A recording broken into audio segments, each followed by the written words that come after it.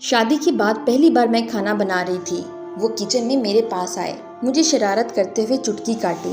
کہنے لگے میڈم صاحبہ آج چکن بنا رہی ہیں۔ مجھے کہنے لگے چائے کا ایک کپ بنا دو۔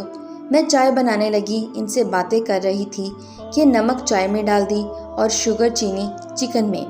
مجھے کہنے لگے آسیہ میری جان الائچی بھی ڈالنا چائے میں۔ میں نے الائچی بھی ڈالی۔ پیار سے سانس کھینچتے ہوئے بولے واہ کیا خوشبو ہے۔ چائے کپ میں ڈال کر ان کو دی۔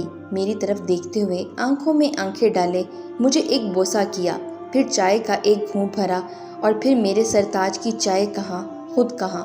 میں حیران تھی، اللہ خیر کرے کیا ہو گیا۔ مجھے چلا کر بولے ارے آسیہ یہ کیا کر دیا، چائے میں نمک کون ڈالتا ہے۔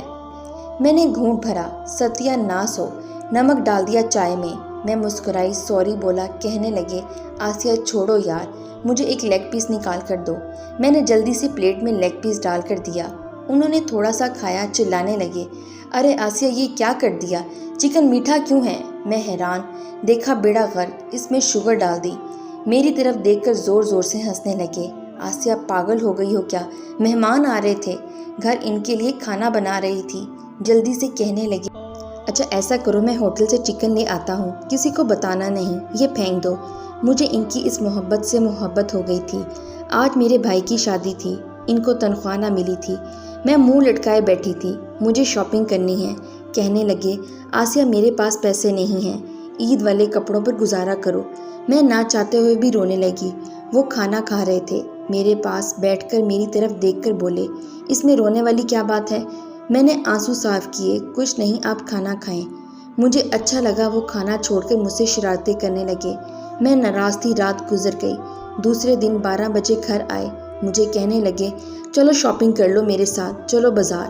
میں بہت خوش تھی۔ جب شادی کے دن گزر گئے میرے دل میں خیال آیا پوچھوں تو صحیح پیسے کہاں سے لائے تھے، تنخواہ نہیں ملی تھی تو پھر ان کے ہاتھ پر نظر گئی، انہوں نے اپنی انگوٹھی بیچ دی تھی۔ اس دن میں بہت شرمندہ ہوئی تھی، ان کے سینے سے لگ گئی تھی۔ میری نند سے لڑائی ہو گئی تھی، میں نے نند کو گالیاں دی، نند نے مجھے، اور میں نے شوہر سے کہا مجھے الگ گھر میں رہنا ہے۔ میں ضد کر رہی تھی، انہوں نے غصے میں مجھے تھپڑ مار دیا۔ میں ناراض ہو کر میکے چلی گئی۔ وہ رات نہ رہ سکے تھے، رات کو ہی مجھے لینے آ گئے۔ میرے سامنے بیٹھ کر مجھ سے معافی مانگنے لگے، ان کی آنکھوں میں آنسو تھے۔ مجھے پیار سے سمجھانے لگے، مجھے دنیا داری سکھانے لگے۔ میں بہت ناراض تھی، لیکن انہوں نے جب ہاتھ تھاما، مجھے پیار سے سمجھایا، میں ان کی اس محبت پر، اس فکر پر قربان ہو گئی۔ کہنے لگے چلو آسیہ گھر چلو، وہ گھر تمہارا ہے، تم تکلیف میں ہوتی ہو تو درد مجھے بھی ہوتا ہے۔ امی نے میرے لیے بریانی بنائی تھی، لیکن میں نے ان کا ہاتھ تھاما، بریانی میری فیورٹ تھی، چھوڑ کر ان کے ساتھ گھر آ گئی۔ امی نے بہت کہا کہ کھانا کھا کر جاؤ، لیکن مجھے گھبراہٹ ہونے لگی تھی، ناراض ہو کر آئی تھی اور ان کو مجھے لینے آنا پڑا تھا۔ وہ بہت کم غصہ کرتے تھے مجھ پر اور ہر چیز مجھ سے مانگا کرتے تھے۔ آسیہ میری گھڑی کہاں ہے، آسیہ میرے جوتے کہاں ہیں، آسیہ میرے کپڑے الماری سے نکال دو۔ کبھی بیمار ہو جاتی تو ان کو خدا جانے کیا ہو جاتا، بس بے چین رہتے، ان کو سکون ہی نہیں آتا تھا۔ بار بار میری آنکھیں چومتے، میرا سر دباتے، پھر میڈیسن کھلاتے، مجھے کہتے تم اپنا خیال نہیں رکھتی ہو نا، اس لیے بیمار ہو جاتی ہو۔ ساری رات نہ سوتے، میں درد سے کراہتی، میرا سر گود میں رکھ لیتے۔ میں جتنی بھی بیمار ہوں، ان کی محبت میری شفا بن جاتی۔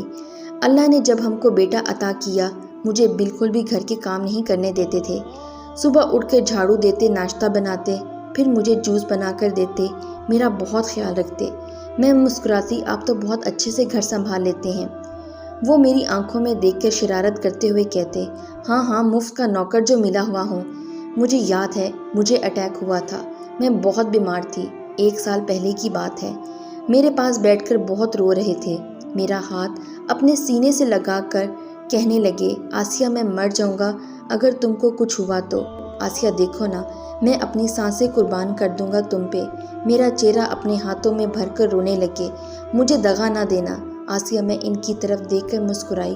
میں نے کہا فہد اب مر بھی جاؤں تو غم نہیں، آپ کے ساتھ جی کر میں نے دنیا کو ہر خوشی پالی۔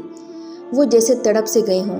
ڈاکٹر آیا، گٹر گٹر روتے ہوئے بولے ڈاکٹر صاحب میرا سب کچھ لے لو، بس میری آسیہ کو بچا لو، میں مر جاؤں گا اس کے بنا۔ قسم خدا کی ان کی اس محبت نے مجھے ٹھیک کر دیا۔ میں زندگی کی طرف لوٹ آئی۔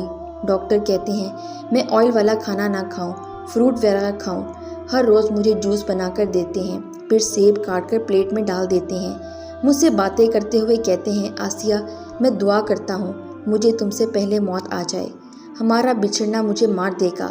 میں کبھی ان کے ساتھ زبان درازی نہیں کی کہ وہ جس حال میں رکھیں آمین کہتی ہوں۔ ان کے ہر دکھ درد میں قدم ملا کر چلی ہوں۔ آج میری عمر 50 سال ہو گئی ہے۔ میں ان کی تصویر کے سامنے بیٹھی ہوں، میری آنکھوں میں آنسو ہیں۔ وہ مجھے چھوڑ گئے، میری گود میں آخری سانس لی تھی۔ ان کو اٹیک ہوا تھا۔ شان کے جانے کے بعد اب اداس رہتی ہوں، بہت اداس۔ ہر روز ان کی قبر پہ جاتی ہوں، دعا مانگتی ہوں۔ وہ مرنے سے ایک رات پہلے مجھے کہہ رہے تھے آسیہ میں جنت میں تمہارا انتظار کروں گا، اپنا بہت سارا خیال رکھنا، سمجھی؟ اور آئل والی چیزیں نہ کھانا، تم تکلیف میں ہوگی تو مجھے بھی درد ہوگا۔ اولاد جوان ہو چکی ہے، سب کی شادی کر دی، لیکن میں اب ان کے پاس جانا چاہتی ہوں۔ ان کی یاد مجھے تڑپاتی ہے۔ زندگی ان کے ساتھ تھی، اب تو بس سانسوں کا سفر جاری ہے۔ بس میں سب لڑکیوں سے یہی کہوں گی، ہم سفر میرے فہد سا ہو تو قدر کرنا۔ مجھ سے پوچھو ان کے بنا ایک سانس بھی لینا مشکل ہے، ہمیں پوچھو کیا ہوتا ہے بنا دل کے جیسے جینا۔